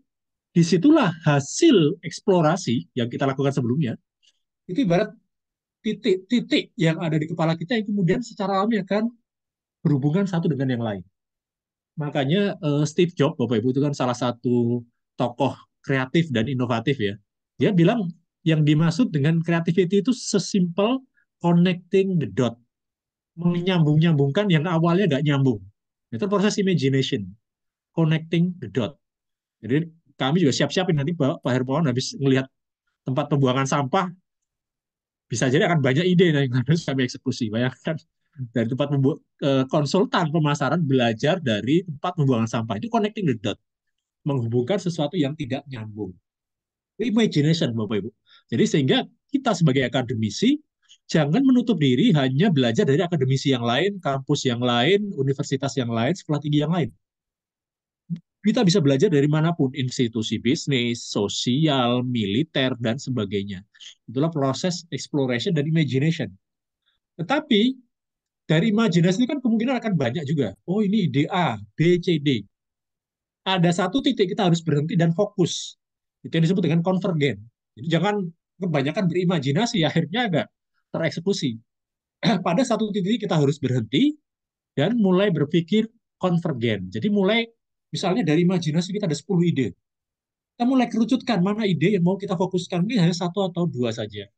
Saya kembali ke kisah Steve Jobs, Bapak Ibu.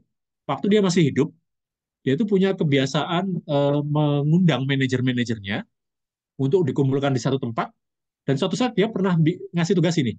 Ya, ini ada banyak manajer. Kalian usulkan 10 ide terbaik untuk tahun depan, untuk Apple. Jadi manajer-manajer disuruh berdebat, disuruh argumentasi, sampai keluar hanya 10 ide saja. Jadi mungkin bayangkan kan ada banyak orang, Pasti satu orang ada 2 ide aja udah berpuluh-puluh ide. Tapi Steve Jobs hanya mau 10 ide saja. Gak boleh banyak-banyak. Setelah waktunya habis, Steve Jobs datang lagi. Jadi tulis di papan Bapak Ibu. Ide satu, jadi sesuai dengan urutan yang menurut mereka paling penting. 1, 2, 3, sampai 10. Apa yang dilakukan Steve Jobs yang menarik? Dia ngambil pensil, menghapus, dia coret ide nomor 4 sampai 10. Jadi sudah nyuruh timnya untuk nyari 10 ide, lalu dia hapus lagi, dia hanya mau ngambil 3 ide saja. Itu berpikir konvergen. Sehingga kita hanya fokus, hanya ide-ide tertentu saja yang mau kita eksekusi. Jadi ini yang disebut dengan creativity. Kita keluar dengan ide baru yang bermanfaat. Nah, setelah ide kreatif itu kita dapatkan, maka PR berikutnya adalah inovasi. Bagaimana mengubah ide tadi menjadi solusi. Jadi output atau hasil dari inovasi adalah solusi. Solusi apa itu solusi? Solusi itu sesuatu yang sudah konkret, Bapak Ibu, sudah ada bentuknya, ada barangnya, dan seterusnya. Misalnya kalau kasus Bapak Ibu, proposal riset, itu contoh inovasi. Tapi kalau baru ide, saya kayaknya mau riset tentang kewirausahaan wanita di bidang pertanian. Itu baru ide. Tapi begitu kita sudah bikin jadi proposal, rapi, dan seterusnya, itu jadi solusi. Bapak Ibu penelitian, ini yang sains ya, menemukan pupuk jenis baru atau madu dengan khasiat baru. Madu, ada teman saya akademisi itu, Bapak Ibu, pas pandemi kemarin, beliau bisa beli Fortuner cash. Ini akademisi loh ya, bukan pebisnis ya. Jadi beliau bikin madu hijau. Atau dari madu tapi dari apa dari tanaman-tanaman yang memang bermanfaat gitu. Itu sampai bisa beli Fortuner cash beliau.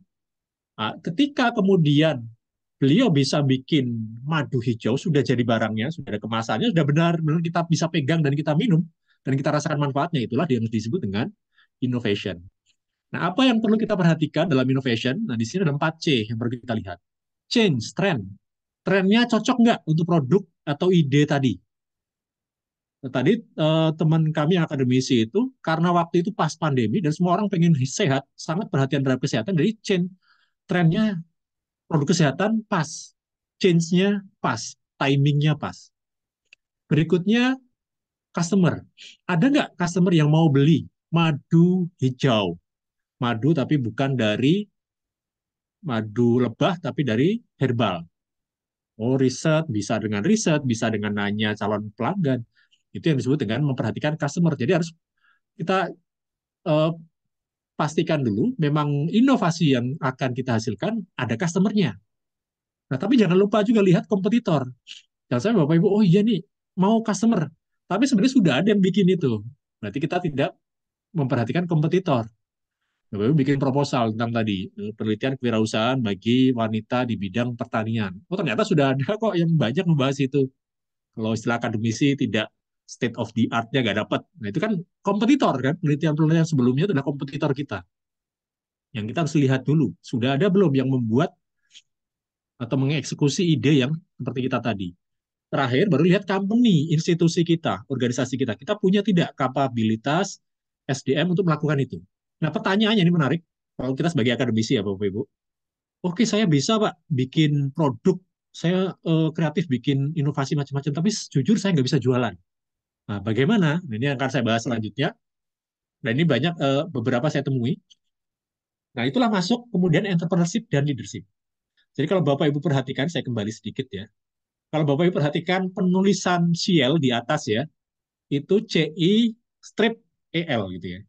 Kenapa? Karena umumnya creativity dan innovation itu bisa di satu orang yang sama, pihak yang sama. Tapi entrepreneurship dan leadership itu biasanya bagian atau orang yang berbeda. Tapi kalau bisa empat-empatnya bagus sekali ya. Kita punya kapabilitas, punya kompetensi, empat-empatnya bagus. Tapi kalau ternyata tidak, berarti kuncinya adalah kita perlu kolaborasi. Kalau kita kuat di CI, kita kolaborasi dengan orang yang punya entrepreneurship leadership. Kalau kita punya entrepreneurship leadership, kita cari orang yang kreatif. Nah, itulah pentingnya entrepreneurship. Jadi, kalau creativity menghasilkan ide, inovasi mengubah ide menjadi solusi, entrepreneurship simpelnya Bapak Ibu adalah mengkomersilkan solusi tadi.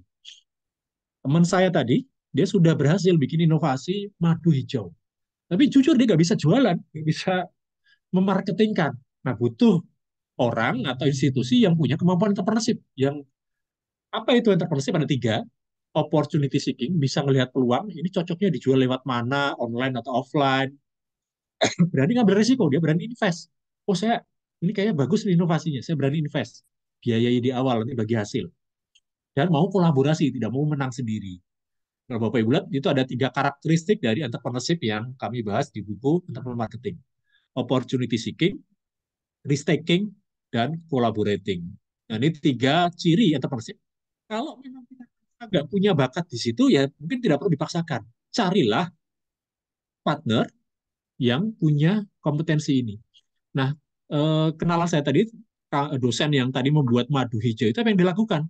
Dia hanya nyari perusahaan yang biasa memarketingkan produk-produk herbal. Dia kolaborasi bagi hasil, udah selesai. Jadi dia hanya fokus inovasi saja, memastikan produknya berkualitas, khasiatnya memang bermanfaat bagi customer. Urusan jualan mau online atau offline sudah ada partner tadi yang memikirkan. Jadi dia hanya fokus creativity dan innovation.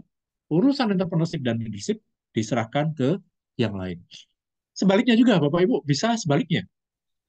Bapak Ibu ya, tipikal orang yang satu Aceh kenal semua gitu ya. Semua kampus kalau ditanya misalnya di sini ya, mohon maaf saya kutip aja Pak Dedi Ahmadi misalnya.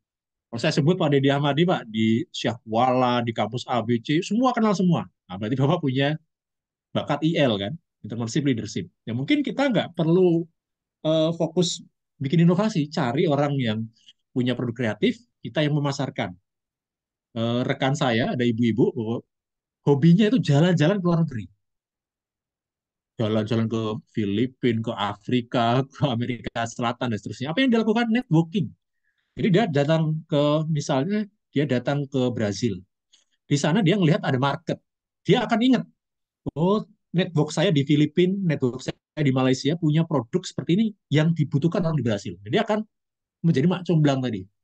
Sebaliknya, di Brazil ada orang yang bikin produk A. Oh, ini cocok nih dijual di Indonesia, dijual di Malaysia misalnya. Dia akan connect-kan. Jadi dia modal networking. Seluruh dunia itu, jadi dia bisa bikin bisnis berdasarkan networking dia tadi. Nah, itu orang yang punya entrepreneurship uh,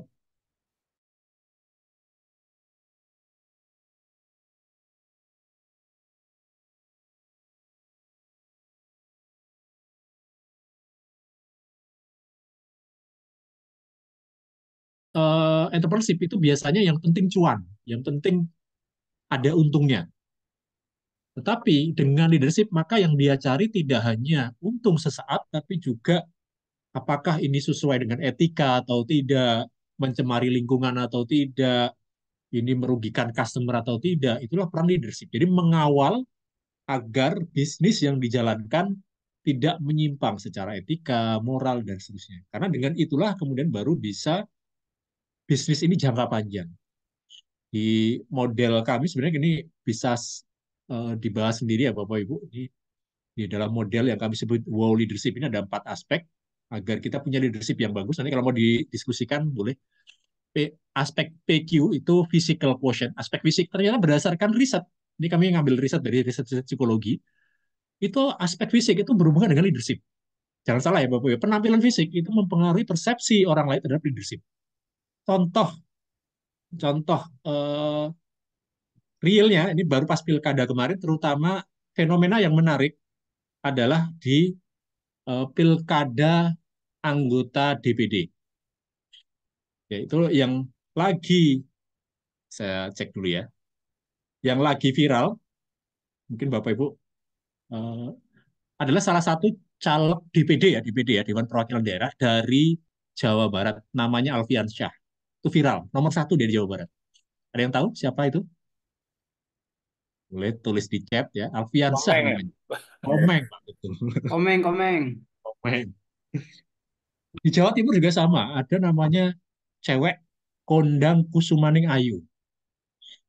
Dan itu sampai viral, di viral itu narasinya gini, ayo siapa kemarin yang milih ibu-ibu ini walaupun nggak kenal dia siapa. Dengan Kusumaning Ayu boleh dicek itu nomor 1, nomor 2 se-Jawa Timur DPD. Karena kalau Bapak Ibu masih ingat, kertas suara DPRD 1 dan 2 dengan DPD kan beda. DPD itu fotonya ada. Nah, itu memang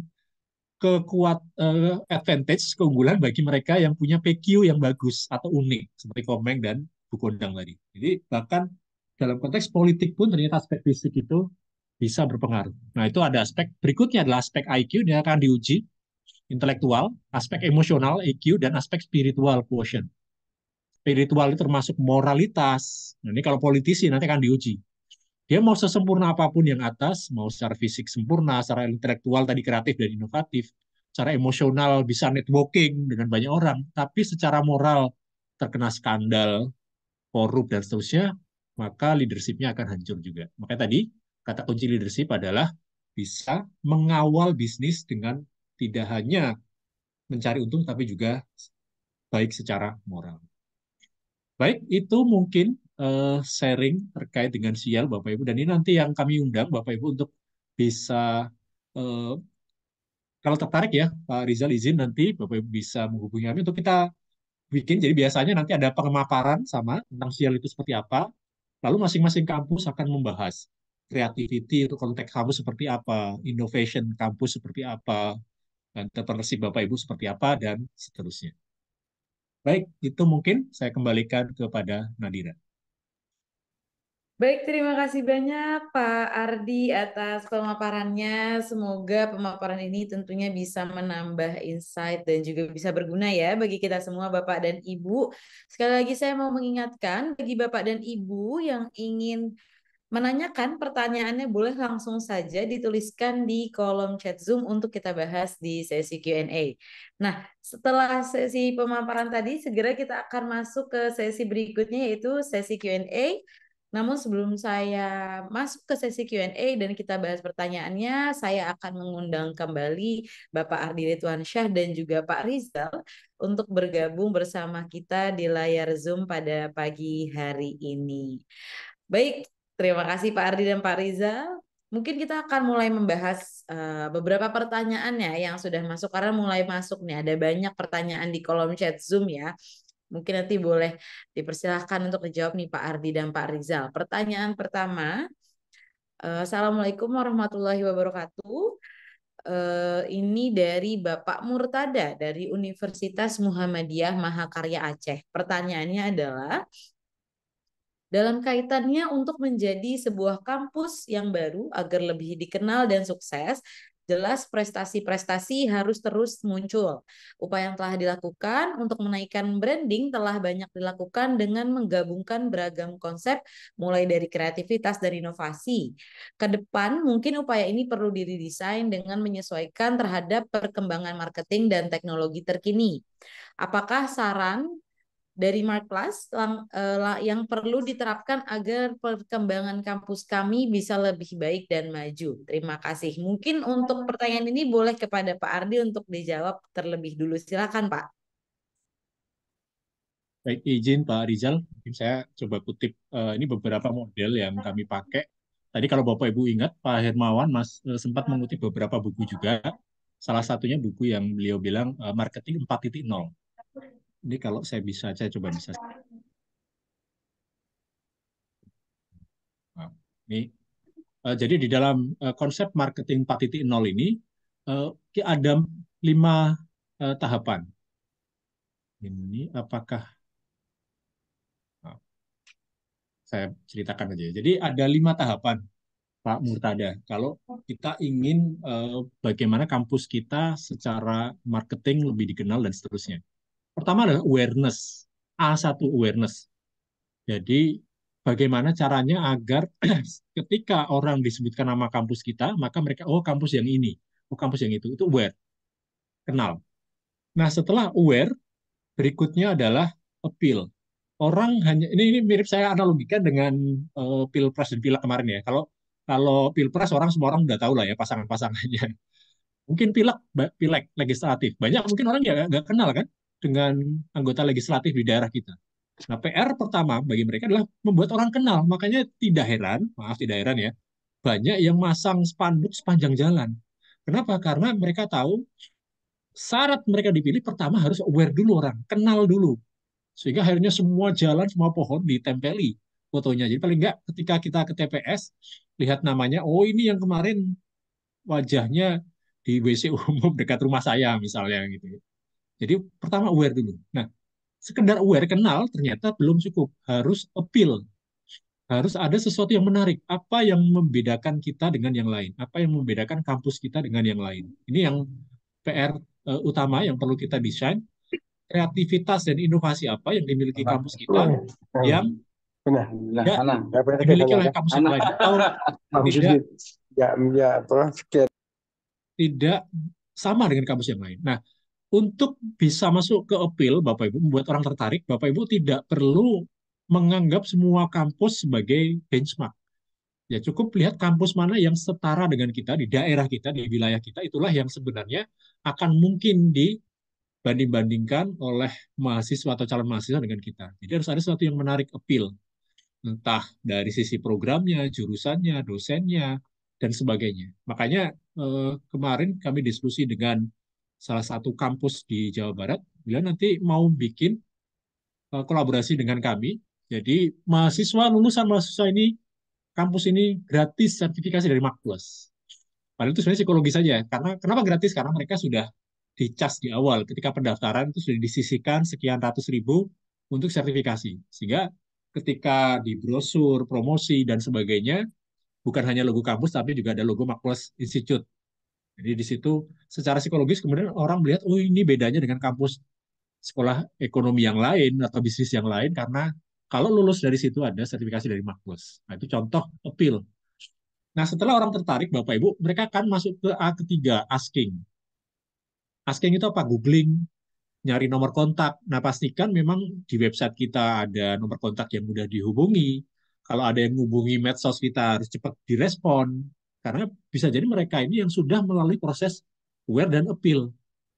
Biasanya sudah lebih gampang dijadikan mahasiswa, orang yang sudah nanya-nanya ini, asking. Jadi di kami pun sudah ada tim khusus ini, kalau dia komen di website, komen di Instagram, itu langsung di copy paste, langsung di forward ke grup internal. Ini siapa yang mau follow up? Jadi jangan sampai dianggurin gitu. Nah, itu asking.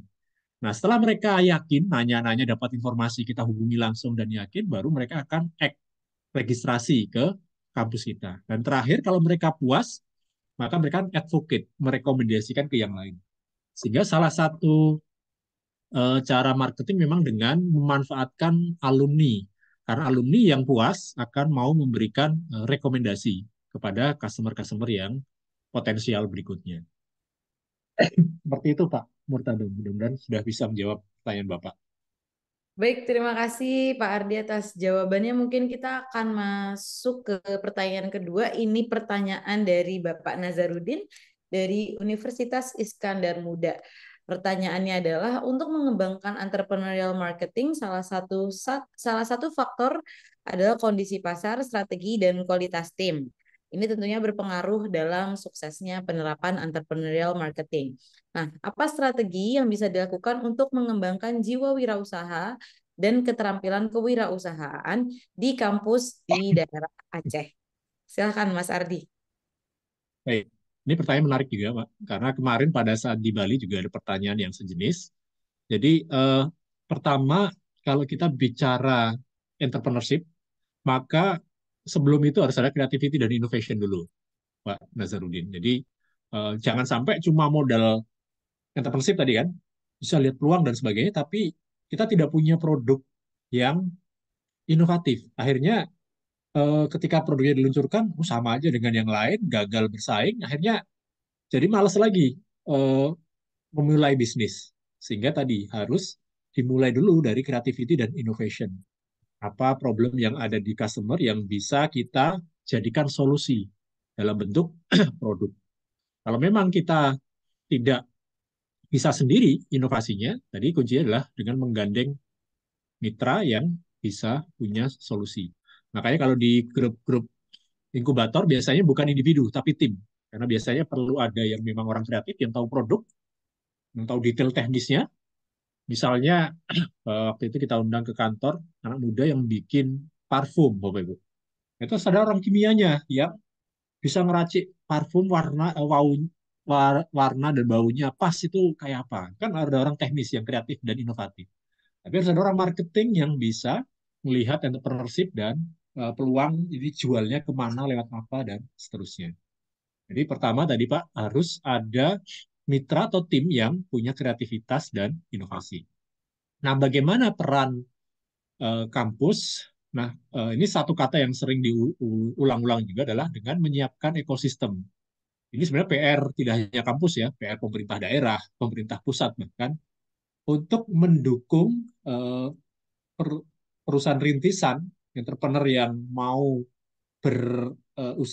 bangkit ini agar dia mudah untuk mendapatkan akses market dan seterusnya. Tidak harus selalu dalam bentuk bantuan modal. Bisa dalam bentuk bantuan akses market, akses SDM untuk pelatihan, dan sebagainya.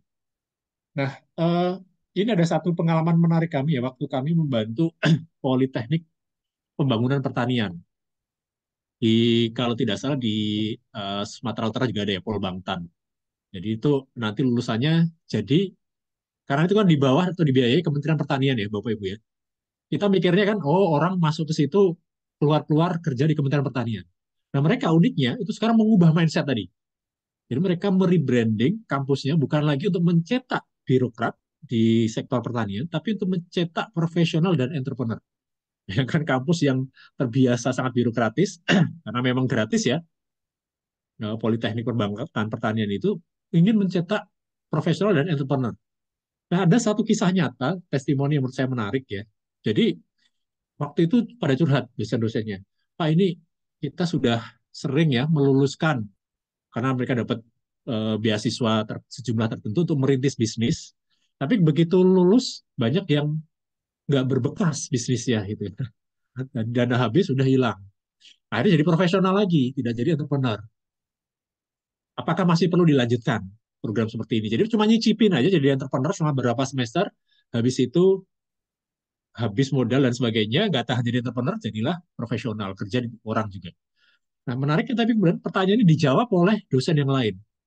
Dosen yang lain cerita, memang faktanya seperti itu. Banyak mungkin yang cuma sekedar nyoba-nyoba, bisa nggak sih saya jadi entrepreneur gitu ya. Tapi ternyata tantangannya berat dan sebagainya. Akhirnya menyerah sementara, masuk ke dunia profesional.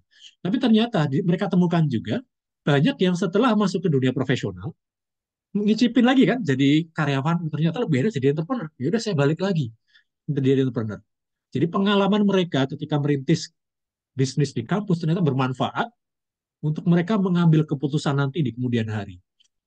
Paling tidak mereka sudah mencicipi jadi entrepreneur, tahu suka dukanya, mereka bisa memutuskan secara lebih matang ke depannya apakah mau tetap di jalur profesional atau entrepreneur. Kalau mereka belum pernah ngerasain, ya mungkin mereka seterusnya akan jadi profesional. Nah itu mungkin beberapa kisah menarik. Mudah-mudahan menjawab Pak Nazarudin. Oke, baik. Terima kasih banyak Pak Ardi atas jawabannya. Mungkin ini kita akan mencoba masuk ke pertanyaan terakhir, yang mungkin nanti jika Pak Rizal juga bersedia untuk menjawab, dipersilakan. Jadi pertanyaannya adalah, bagaimana universitas dapat mendorong kolaborasi antara berbagai disiplin ilmu dan juga fakultas dalam rangka menciptakan solusi inovatif untuk masalah-masalah kompleks global? Silakan, Pak Ardi boleh dijawab terlebih dahulu. Ini nanti Pak Rizal yang akan lebih banyak ini. Jadi memang lintas transdisiplin ini sekarang menjadi menarik Bapak Ibu. Seperti tadi kan siar itu sebenarnya menuntut adanya lintas disiplin. Creativity innovation itu biasanya orang sains, orang teknik, orang IT, orang pertanian yang tahu teknisnya. Sementara EL, walaupun tidak selalu ya, Bapak Ibu, biasanya orang bisnis, orang sosial gitu yang tahu bagaimana mengkomersilkan inovasi tadi. Sehingga dengan fakta seperti itu memang kolaborasi antar disiplin menjadi perlu. Nah, mungkin teknisnya Pak Rizal yang lebih paham juga di kampus seperti apa.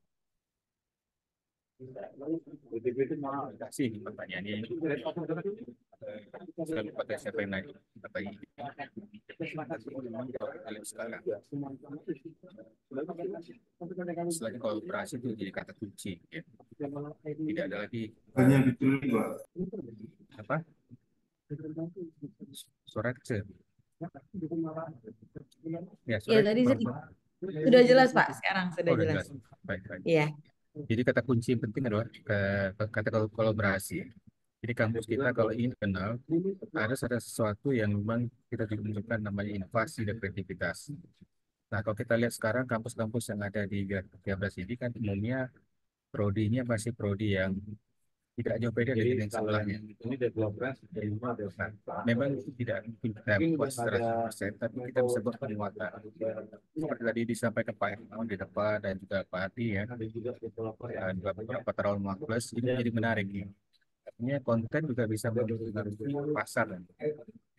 Nah, kalau ini kampus bisa menyikapi dan mungkin memasukkan dalam kurikulum, ini menjadi menarik. Ya, memang di satu sisi yang lain agak repot Pak Adi terkait dengan cost, ya, biaya. Jadi kalau kita ketahui bahwa di Aceh ini atau di Aceh itu tidak sekuat atau sebesar di Jawa. Ini menjadi kendala utama di tempat kami, dan ini juga terpulang pada masing-masing kampus sebenarnya. Ya, tapi saya berharap satu dua kampus yang Aceh ini dapat mengambil kesempatan ini, dan itu contoh baik nantinya oleh bentuk fungsi yang lain. Ini yang lebih kurang ya. Oke, baik. Terima kasih banyak Pak Rizal atas jawabannya. Dan mungkin pertanyaan tadi menjadi pertanyaan terakhir dari acara kita di pagi hari ini. Sekali lagi saya ingin mengucapkan terima kasih banyak kepada Bapak dan Ibu yang sudah bertanya dan juga ikut aktif berdiskusi dalam di acara kita di pagi hari ini. Dengan demikian selesai sudah Sarasehan Virtual Kolaborasi Membangun Negeri kali ini. Sekali lagi saya ucapkan terima kasih kepada para narasumber yang sudah hadir dan juga sudah berbagi ilmu dengan kita semua. Saya juga ingin mengucapkan terima kasih kepada para Bapak, Ibu, serta rekan-rekan yang telah hadir di pagi hari ini.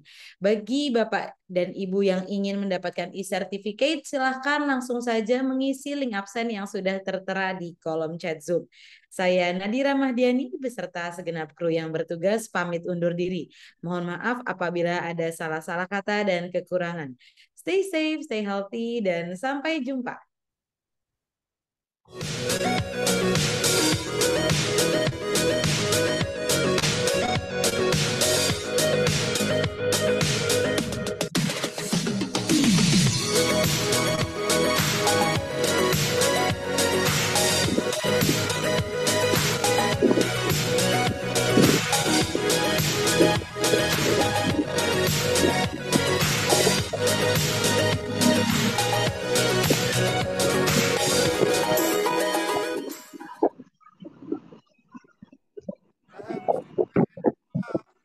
Hasn't been bright in a while.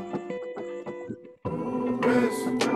Izin pamit Pak Rizal, Bapak Ibu, mudah-mudahan penerbangannya lancar Pak. Sampai Aceh. Saya juga pamit ini ya. Saya juga siap-siap kerja sekarang ini. Pamit semuanya. Terima kasih banyak. Pamit semuanya Pak. Terima kasih banyak. Assalamualaikum. Terima kasih Bapak Ibu. Salam. Even days you mad at me. You don't want to give me clarity. A testament to your character. On your birthday you told me to donate money to charity. You made it sincerity. Ain't got cake like Saturday. You tether me when my stress start bearing me. You don't want to take care of me. I'm so gone at conclusion, foregone and confuse you. Where your war zone is store long. I'm ready to go home. I'm ready for your bag. And comb my hair out so don't dread. I just want my hair rub. I don't want to mixtape. I just want the best of. I just want to get grub from my spot again. But do the odds work in our favor? Stay down, skate town, head low and face down like a kennel greyhound. Doing God's work in the devil's playground.